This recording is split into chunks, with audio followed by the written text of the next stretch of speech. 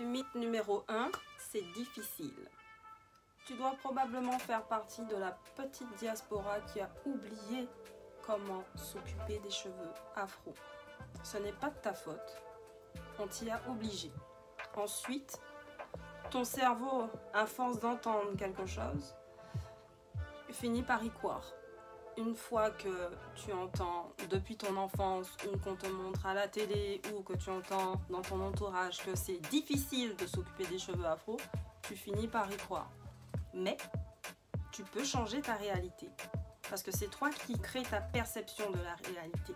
Du coup, si tu décides que ce n'est pas difficile, ce ne sera pas difficile. Et mythe numéro 2, ça ne pousse pas ou ce sera jamais long.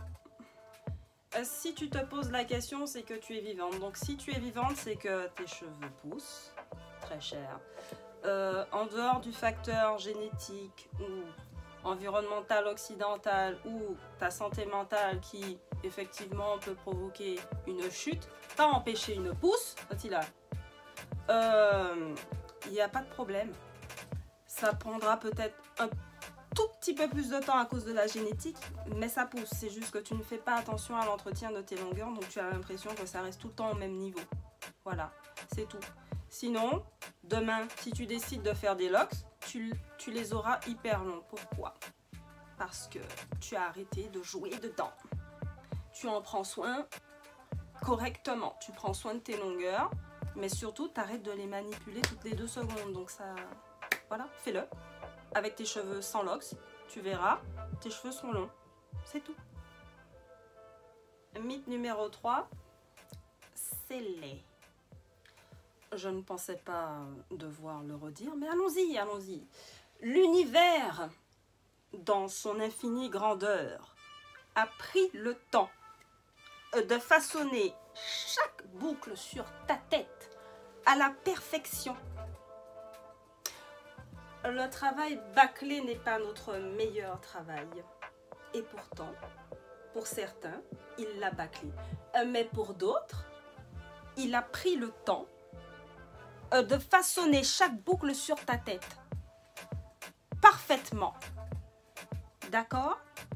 Donc, tes cheveux sont beaux. Peu importe le serrage de tes boucles, qu'elles soient larges ou rétrécies, elles sont parfaites parce que l'univers en a décidé ainsi. Alors certes, elles sont foncées et absorbent un peu plus que les autres les énergies aux alentours, bonnes comme mauvaises, mais ce n'est pas grave. Nous allons retourner là où nous méritons d'aller et où nous serons accueillis à bras ouverts, il n'y a pas de souci.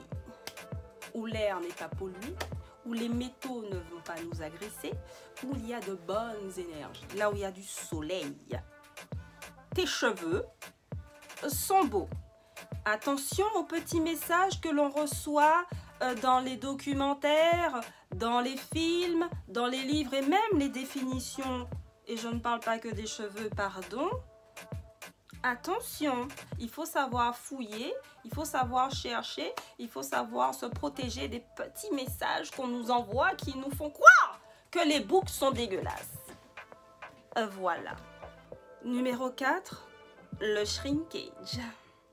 Alors, on va parler du shrinkage à 60, 70, 80%, des trucs comme ça. Non. Regardez vos photos quand vous étiez petite. Regardez les cheveux de vos enfants avant 3 ans, avant de mettre des produits chimiques dedans qui changent la texture de vos cheveux. C'est ce rétrécissement-là, c'est ce shrinkage-là qui est réel pour vous. Il n'est pas pareil pour tout le monde, mais pour vous, il y a un degré de shrinkage. Pour le maintenir, il faut utiliser ce que nos ancêtres ont utilisé, ce qu'ils avaient autour d'eux, c'est-à-dire des éléments de la nature non transformés sur vos cheveux pour en prendre soin. Des huiles, du beurre, etc. Pourquoi? Parce que nous vivons dans une société qui privilégie la majorité.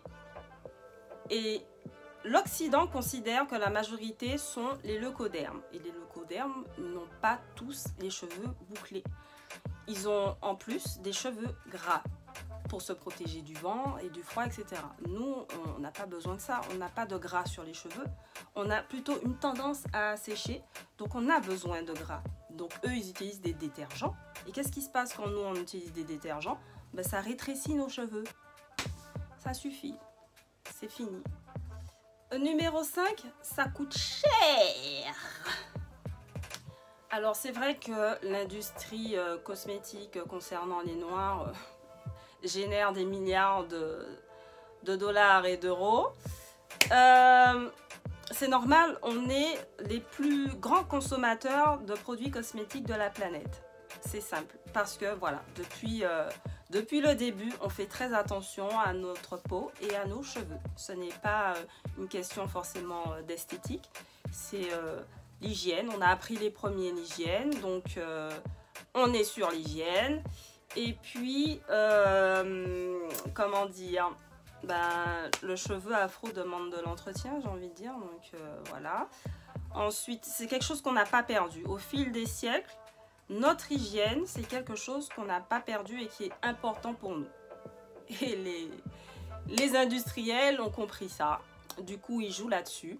Il y a beaucoup d'entreprises afro qui ont été rachetées par les locaux dermes. Du coup, les formules changent et ne sont pas forcément adaptées pour nous. Ils ne pensent pas forcément à notre bien d'abord. En ce qui concerne l'argent, à la base, les produits qu'on utilisait pour s'occuper de nous, c'était gratuit. Voilà, on faisait ça, on prenait, on écrasait, on mettait sur nous, c'est tout. Ou alors, au pire, chasser, voilà, prendre la graisse animale et mettre sur nous. C'était gratos. Maintenant, ça ne l'est plus. Donc oui, on ne vit pas de bisous, il faut de l'argent, surtout en Occident. Donc même les afros vendent leurs produits. Voilà, si vous voulez une gamme, il faut compter 40 €. Si on revient à la méthode ancestrale, je vous parie que bientôt ils vont en entendre parler, ils vont nous vendre des huiles. Hein. Mais si vous prenez juste de l'huile, ça coûte pas cher. Même de l'huile d'olive, vous allez au rayon prix baissé bas, vous prenez de l'huile d'olive, voilà.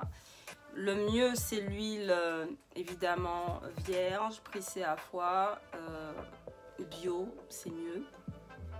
Mais ça dure longtemps, alors que la gamme que vous allez acheter va peut-être durer 1 mois et demi, surtout si vous lavez les cheveux. Voilà.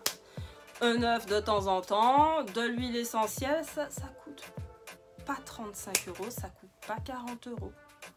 Moi, ça fait longtemps que j'ai pas racheté d'huile, ça fait longtemps que je n'ai pas racheté de beurre, ça fait longtemps que j'ai pas racheté d'huile essentielle et je me lave avec et je prends soin de mes cheveux avec.